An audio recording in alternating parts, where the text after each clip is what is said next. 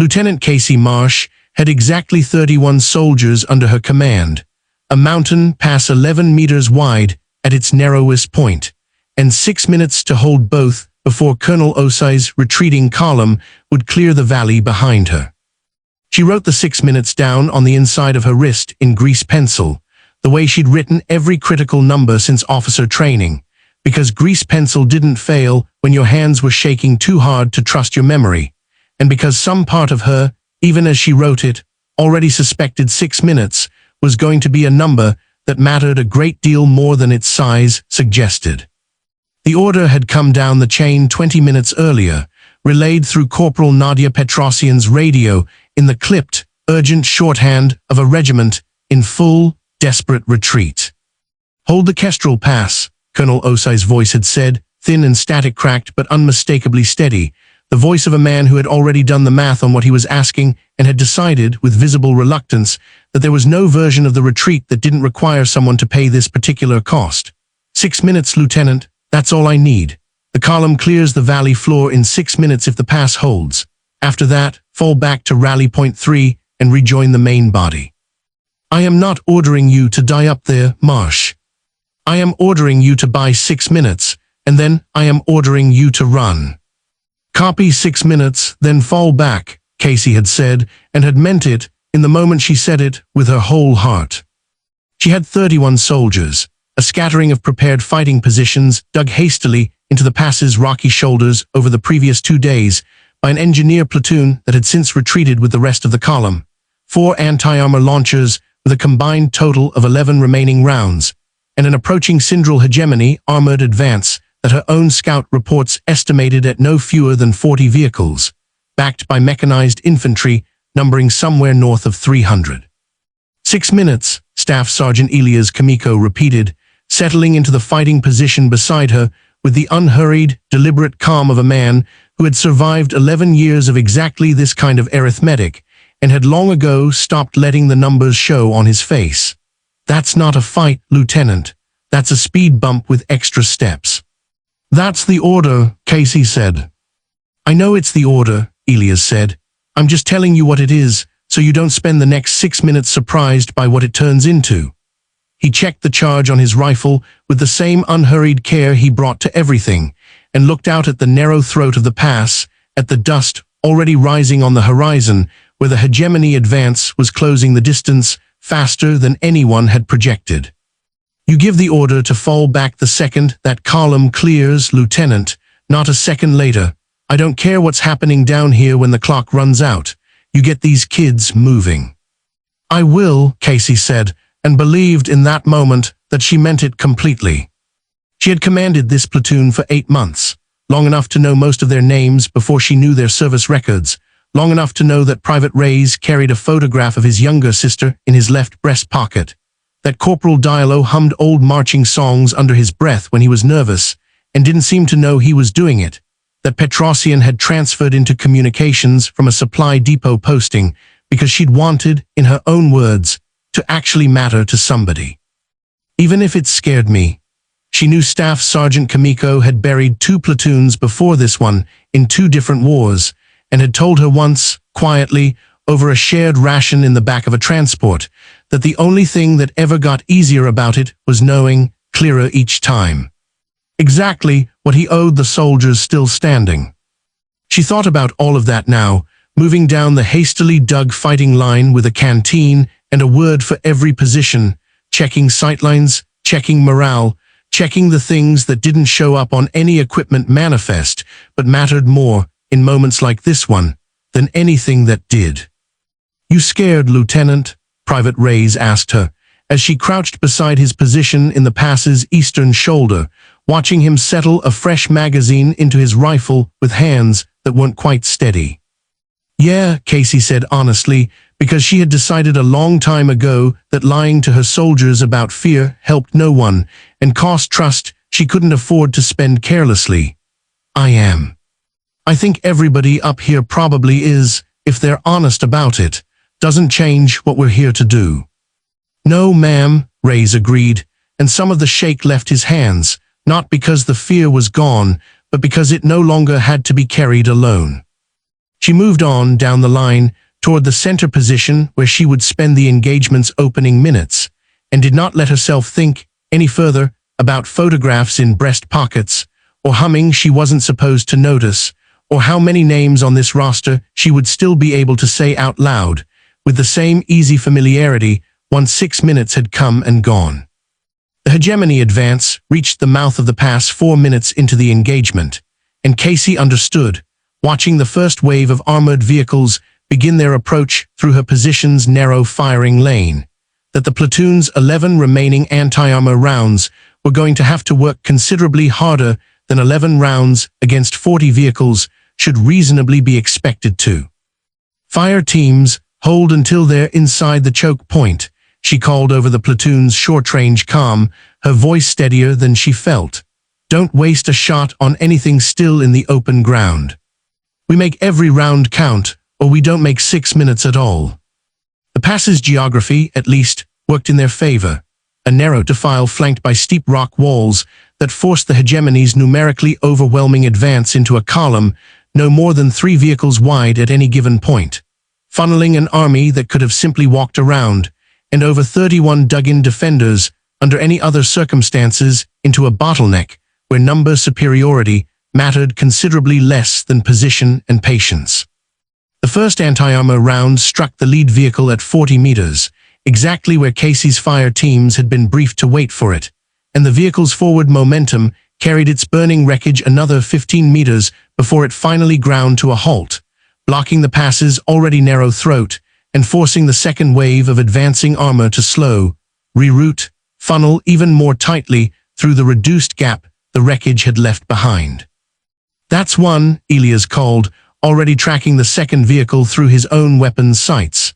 29 to go, if you're keeping score, Lieutenant. I'm keeping the clock, Casey said. 2 minutes gone. 4 to go.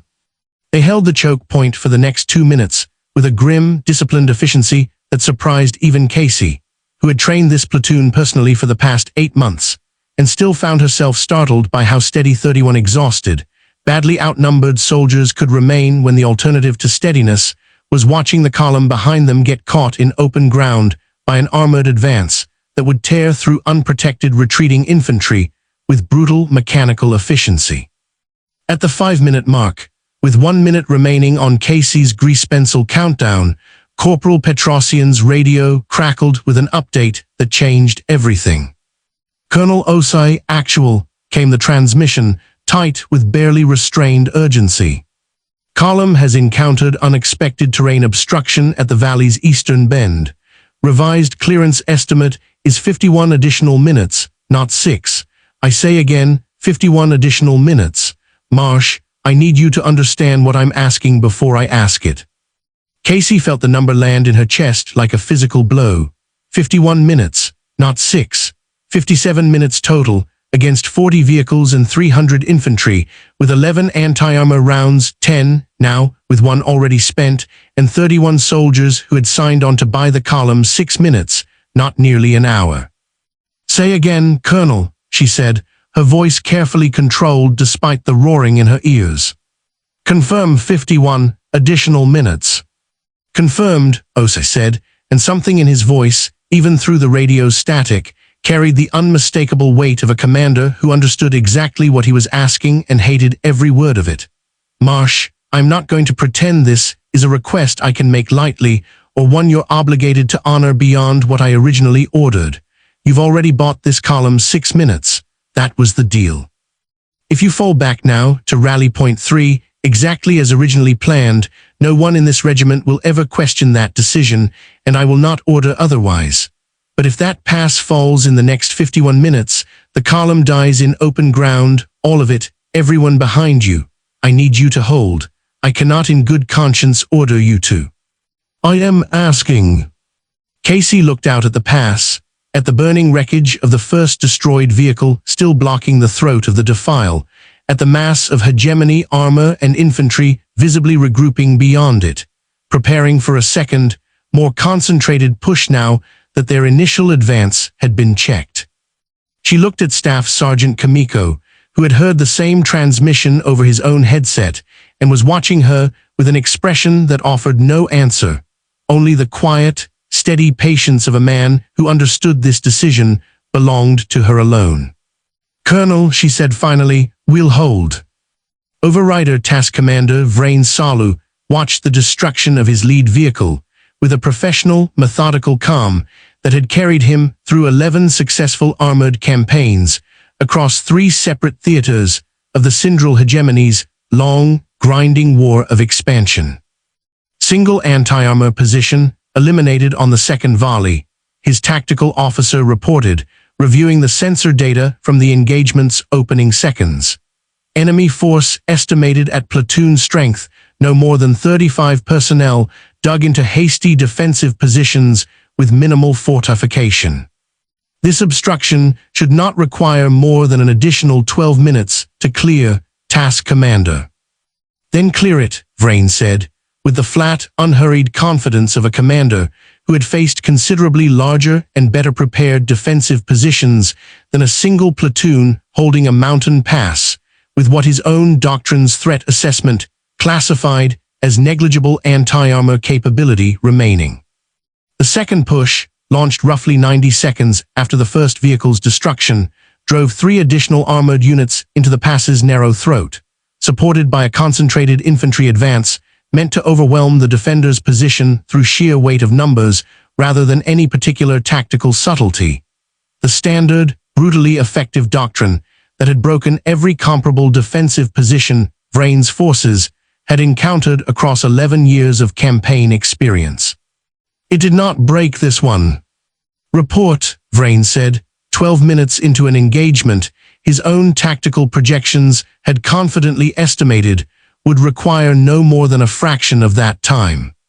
2 additional armored units destroyed, Task Commander, his tactical officer reported, a note of genuine confusion creeping into his otherwise disciplined voice.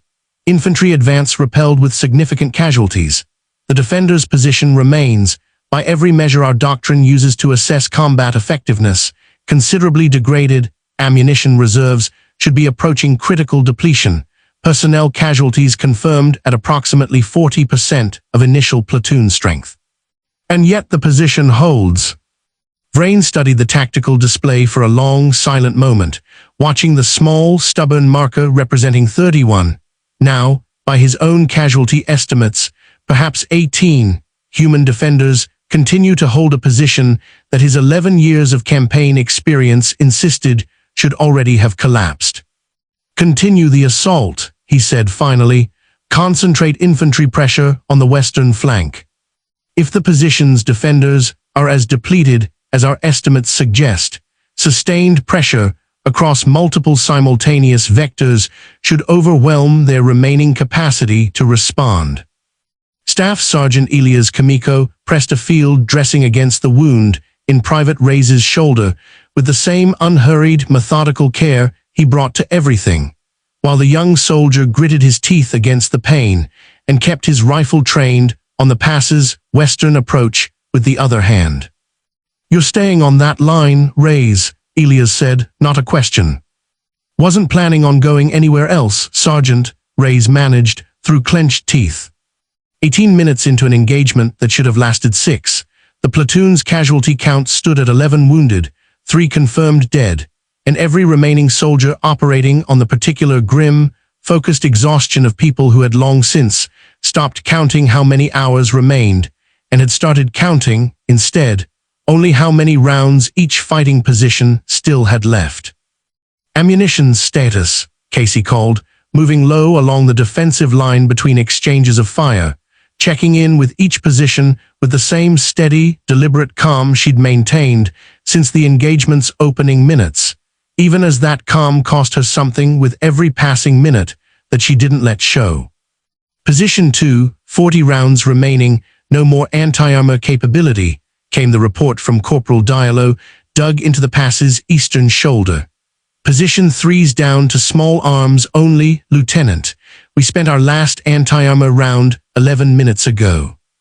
Casey did the mental math with the same cold, careful precision she'd learned across 8 months of training this platoon, and 8 years of training before that, understanding exactly what the numbers meant even as she refused to let that understanding change what she said next. "We hold what we've got," she said. "We make every round earn its keep. 33 minutes left on the colonel's estimate." "We hold 33 minutes. Corporal Petrosian, hunched over her radio equipment in the pass's central command position, caught Casey's eye as she moved past, and Casey saw, in the young radio operator's exhausted, frightened expression, the same question every soldier in the platoon was quietly asking without saying it aloud. "You want to know why we're still here, Petrosian?" Casey said, crouching briefly beside her. "I already know why we're still here, Lieutenant," Petrosian said. "I'm just wondering how long still here is supposed to last when the numbers say it shouldn't have lasted this long already." Casey considered that question honestly for a moment before answering. "As long as it takes," she said. "That's the whole answer I've got, Petrosian. There's a column of people behind us who don't get to make it home if we stop holding this line 33 minutes early. I don't have a better reason than that. I don't think I need one." The third assault wave, launched 26 minutes into the engagement, very nearly broke the platoon's position entirely.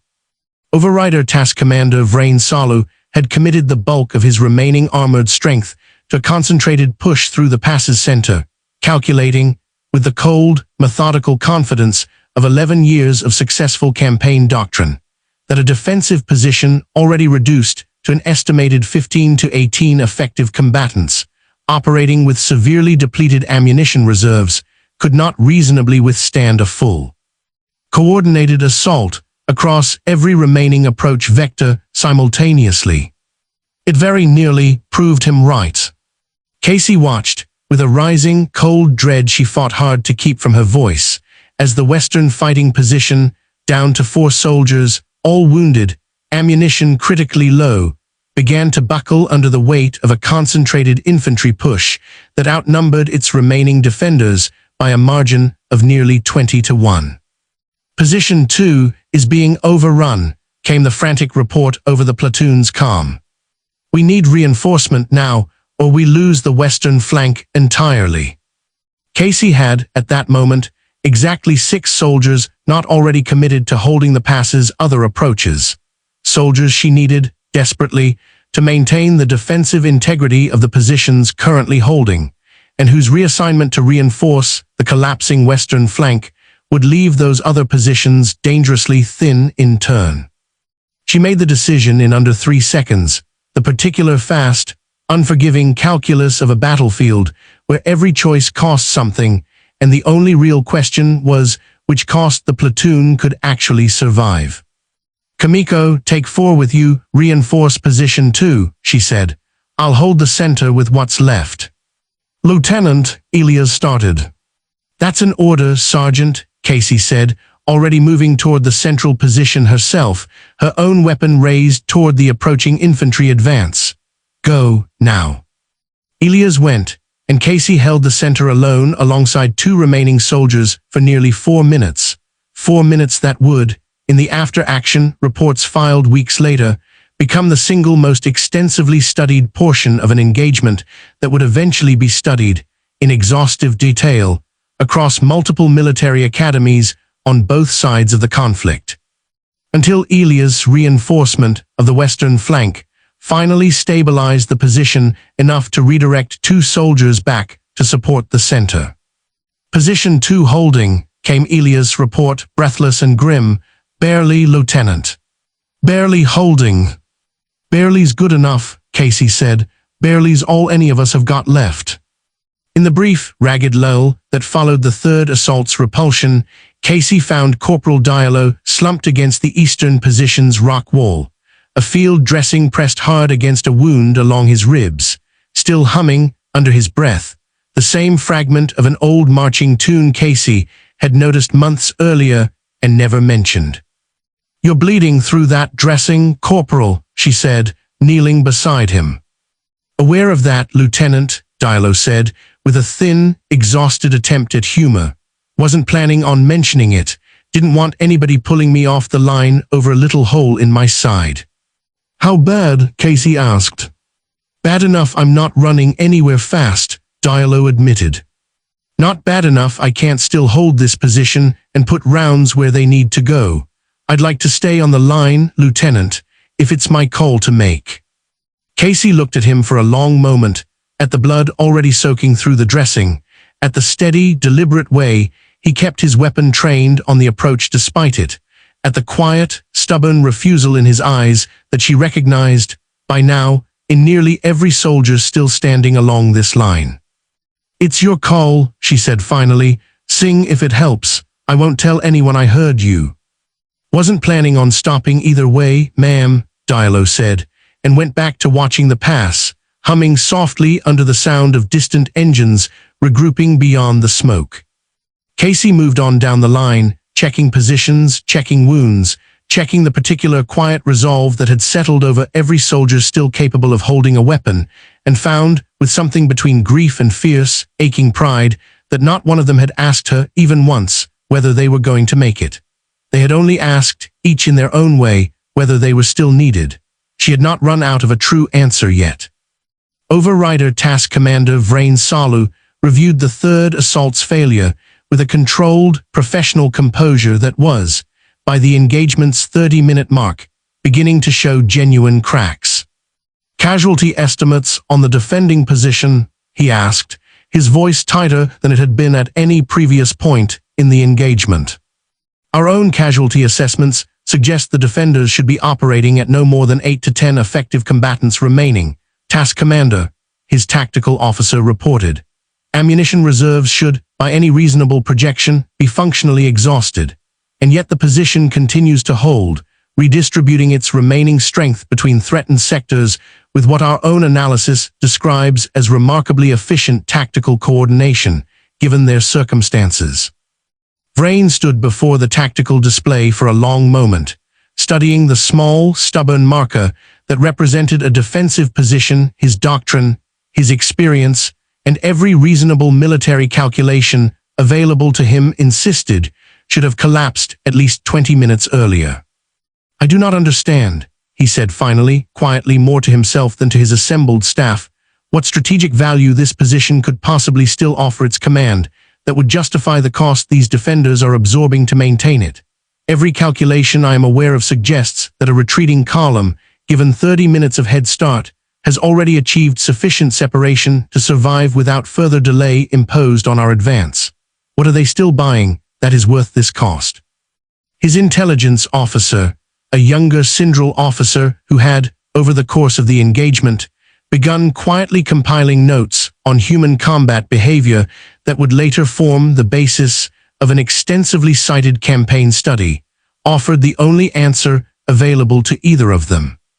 "I do not believe, Task Commander," she said carefully, "that this platoon's continued resistance is purely a function of remaining strategic value.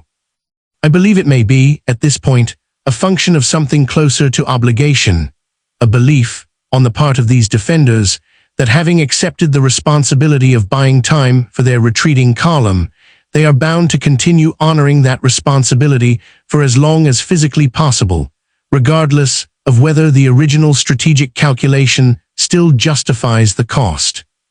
"That is not sound military doctrine," Vrain said. "No, Task Commander," his intelligence officer agreed. "I do not believe it is intended to be. I believe it may be something considerably harder to counter than doctrine." Colonel Amir Osai stood in the command vehicle at the head of his retreating column, listening to the increasingly sparse, static-cracked updates from Kestrel Pass, with an expression that his own staff had learned, over the engagement's steadily lengthening duration, not to interrupt. "Column has cleared the eastern bend obstruction, sir," came the report, 41 minutes into an engagement that had originally been projected to require 6. Estimated 10 additional minutes to full valley clearance. Osai did the math with the same cold precision Casey Marsh had been doing at Kestrel Pass for the past 41 minutes, understanding exactly what those 10 additional minutes represented in terms of the cost his platoon was still, somehow, continuing to pay to buy them.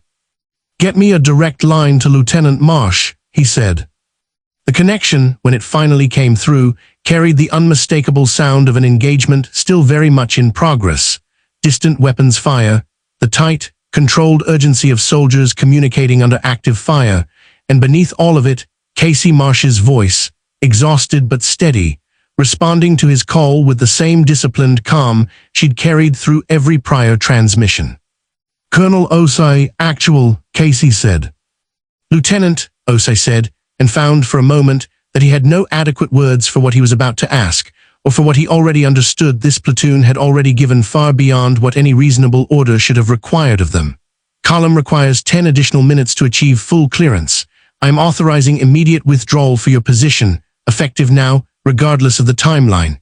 You have bought this column everything it needed and considerably more. Fall back, Lieutenant." "That's a direct order." There was a long pause on the line, filled with the distant sound of continuing engagement, before Casey's voice returned, quieter than before, but no less steady. "Colonel," she said, "with respect, if we break contact now mid-engagement, we risk this position collapsing entirely before the column achieves full separation. I'd rather hold 10 more minutes at full commitment than risk a partial withdrawal that costs us the position anyway and costs the column its head start along with it. Request permission to hold until confirmed clearance, then execute a controlled withdrawal." Osei was quiet for a long moment, understanding exactly what she was asking and exactly what it would cost the handful of soldiers still standing at Kestrel Pass to grant it. "Permission granted," he said finally, his voice carrying more weight than the simple words could fully convey. 10 minutes, Lieutenant. Then I want every soldier still standing at that position moving toward rally point 3, and I don't want to hear any argument about it." "Copy 10 minutes, then withdraw," Casey said. "Thank you, Colonel." "Don't thank me, Lieutenant," Osei said quietly, once the transmission's active channel had cleared enough that he suspected she could still hear him. "There's nothing about this I'd have chosen if there'd been any other way to buy this column what it needed." The final 10 minutes of the engagement at Kestrel Pass would, in the extensive campaign analysis conducted by both human and Syndral hegemony military historians in the months that followed, become the portion of the battle most frequently cited, most closely studied, and on the Syndral side, in particular, least satisfactorily explained. By Casey's own count, relayed in the final radio transmission she sent before ordering the platoon's withdrawal, Kestrel Pass's defenders numbered 7 combat-effective soldiers by the engagement's 50-minute mark, operating with what remained of their small arms ammunition and no functional anti-armor capability at all, against an armored and infantry force that Overrider Task Commander Vrain Salu's own tactical staff estimated still retained, despite the engagement's mounting cost. Well over 200 effective combatants and considerable remaining armor. They held anyway. "I do not have an adequate explanation, Task Commander," Vrain's tactical officer admitted in the engagement's final minutes, watching the small, stubborn marker on the tactical display continue holding a position that had, by every doctrinal measure available to Syndral military science, exhausted every reasonable justification for continued resistance nearly 40 minutes earlier. This position's defenders have sustained casualties, ammunition depletion, and sustained combat exhaustion far beyond any threshold our doctrine associates with continued effective resistance. And yet they continue to hold and continue to inflict casualties on our advancing forces disproportionate to their remaining numbers. Vrain watched the display in silence for a long moment, something in his own carefully disciplined composure finally, visibly, beginning to fracture under the weight of an engagement that had cost his forces considerably more than any comparable defensive action in his 11-year career, against an enemy that his doctrine had, from its very first briefing, classified as a negligible tactical obstacle. "Withdraw the assault," he said finally quietly. "Task Commander," his tactical officer said, genuine surprise cutting through his professional composure. "Withdraw the assault," Vrain repeated. "I have expended considerable armor and infantry strength against a position that, by every reasonable calculation, should have fallen within the engagement's opening minutes. I no longer believe continued pressure serves this campaign's strategic objectives, given the disproportionate cost this position has already extracted, and given that whatever column this defense was originally protecting has, by this point, almost certainly achieved sufficient separation to render further pursuit strategically meaningless. I will not continue committing forces against 7 soldiers who have already demonstrated, beyond any reasonable doubt, precisely how much they are prepared to sacrifice before this position finally falls. Casey Marsh led the 7 remaining soldiers of her original 31-strong platoon out of Kestrel Pass 58 minutes after the engagement's opening exchange of fire, moving in slow, exhausted formation toward Rally Point 3, carrying their 3 most severely wounded on improvised stretchers assembled from whatever equipment the position's fighting holes had still contained.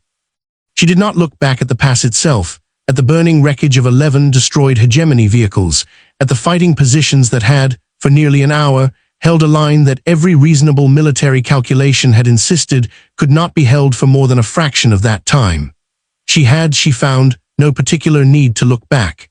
She would carry what had happened there, and what it had cost, regardless of whether she looked at it directly or not. Staff Sergeant Elias Kamiko fell into step beside her, his own exhaustion carried with the same unhurried, steady bearing he'd maintained through every minute of the preceding hour. 24, he said quietly, after a long moment of silence between them. I know, Casey said. 24 soldiers, Lieutenant, Elias said, not accusingly, simply stating the number that both of them would carry for the rest of their lives. For 6 minutes that turned into 58. I know the number, Sergeant, Casey said, her voice carrying, for the first time since the engagement began, something rower than the disciplined calm she'd maintained throughout. I wrote 6 minutes on my wrist before this started. I've still got it there, under everything else. I don't think I'm ever going to stop seeing that number, next to the one we actually gave. You gave the order to hold, Elias said. When the colonel asked instead of ordered, you could have said no. Nobody would have questioned it. Casey thought about that for a long moment, walking the last stretch toward Rally Point 3, alongside the 7 soldiers who remained of the 31 who had held Kestrel Pass, thinking of the column somewhere ahead of them, safely clear of a valley that would otherwise have become a killing ground for hundreds of exposed, retreating soldiers with nowhere to take cover. I didn't give that order because I thought we could win, Sergeant, she said finally. I gave it because I looked at what falling back early would have cost that column, and I couldn't find a version of that math I was willing to live with. I don't know if that was the right call. I'm not sure there was a right call in that moment. I just know which one I could carry and which one I couldn't. They reached Rally Point 3 a little over an hour after the engagement's opening exchange, and Casey watched, from a distance, as the last of Colonel Osai's column filed past the assembly point toward the relative safety of the regiment's secondary defensive line. Hundreds of soldiers, support vehicles, medical transports carrying the wounded who had been evacuated earlier in the retreat, all of it moving in the exhausted, orderly procession of people who had, against considerable odds, made it out of a valley that would otherwise have become a killing ground. She did not know most of their names. She would never know most of their names. She understood, watching them pass, that this was, in its own way, exactly the point that the 7 soldiers walking beside her, and the 24 who were not, had spent the better part of an hour buying the safety of strangers they would likely never meet, never thank, never even properly count. It was a strange, heavy kind of grief, she found, mourning for people whose survival you had guaranteed and whose names you would never learn. Corporal Petrosian, walking a few paces ahead with her radio equipment still slung across her shoulder, slowed until she fell into step beside Casey. You did the right thing, Lieutenant, she said quietly. Whatever this costs, however long it takes any of us to feel steady again, you did the right thing back there. I know, Casey said, and found, somewhat to her own surprise, that she believed it, even carrying the weight of 24 names she would spend the rest of her life remembering. I just wish knowing that made it weigh less. Maybe it's not supposed to, Petrosian said. Maybe the weight's the proof it mattered. Casey thought about that for the remainder of the walk to Rally Point 3, and found she had no better answer to offer than the quiet, exhausted nod she gave in response. Colonel Amir Osai's formal report on the engagement at Kestrel Pass, filed 2 weeks later, once the full scope of the platoon's sacrifice had been properly documented, and the retreating column's survival confirmed as directly attributable to the additional 52 minutes the position had held beyond its original order, would eventually become required reading across every officer training program in the regiment, not primarily for its tactical lessons, though those were extensively studied in their own right, but for a single passage near its conclusion that Osai had rewritten, by his own later admission, 11 separate times before he felt he'd captured it honestly. I ordered Lieutenant Marsh's platoon to hold Kestrel Pass for 6 minutes, he wrote. When circumstances demanded considerably more than that, I did not order her to continue holding. I asked. I want that distinction recorded clearly because I believe it matters. What that platoon gave this regiment in the following 52 minutes was not obedience to an order that exceeded what duty required of them. It was a choice made collectively by soldiers who understood exactly what continuing to hold would cost, and decided, without illusion about that cost, that the column behind them was worth paying it. 24 of the 31 soldiers who held that pass did not survive to see the column they saved reach safety. I do not believe any of them held that line because they expected to win, or because doctrine required it of them beyond the 6 minutes I originally asked for. I believe they held it because they had already decided, together, long before this engagement began, that the people behind them mattered more than the odds in front of them. I do not know how to train a soldier to make that decision. I know only that this platoon made it, and that every person in this retreating column is alive today because they did. Lieutenant Casey Marsh kept a copy of that report in her personal effects for the remainder of her career, alongside a small strip of grease-pencil-marked cloth she'd cut from her own uniform sleeve the day after Kestrel Pass, the faded number 6, still barely legible beside the number 58 she'd added beneath it once the fighting finally ended, a private reminder of a debt she carried quietly and completely for the rest of her life. She never fully explained, to anyone who asked in the years that followed, exactly why the platoon had held as long as it did, beyond what any order had required. She had come to understand, over time, that the honest answer wasn't really an explanation at all. It was simply the truth of who they had chosen to be, in the moment it mattered most, and some truths she'd learned didn't need a strategic justification to be worth everything they'd cost. Years later, long after the war had ended, and the regiment had scattered to 100 different postings and civilian lives, Casey received a letter from a woman she had never met, the mother of a supply clerk who had been riding in the retreating column that day, a woman who had, by her own account, spent years trying to track down the names of the soldiers who had held Kestrel Pass long enough for her son to come home. I don't know most of your names, the letter read, and I understand now that you may not have known mine either, or my son's, and that this was never really about knowing us at all. I only wanted you to know that he came home. He has a daughter now. She has your line to thank for existing, even though she will never know your names either. I think about that more than I probably should, how much of what continues in this world was quietly bought by people who never expected any thanks for buying it. I am trying, in my own small way, to make sure it doesn't go entirely unspoken. Casey kept that letter too, folded alongside Colonel Osai's report and the faded grease pencil numbers on her old uniform sleeve, and on the rare occasions she allowed herself to speak about Kestrel Pass at all, she found she no longer needed to explain the 52 extra minutes, or the 24 names, or the particular, aching arithmetic of a debt that could never really be repaid, only honored. The letter said what she had never quite managed to say for herself, that some lines get held not because the odds ever favored holding them, but because somewhere behind that line, someone worth protecting was still walking toward tomorrow, one exhausted step at a time, and that had always, in the end, been reason enough.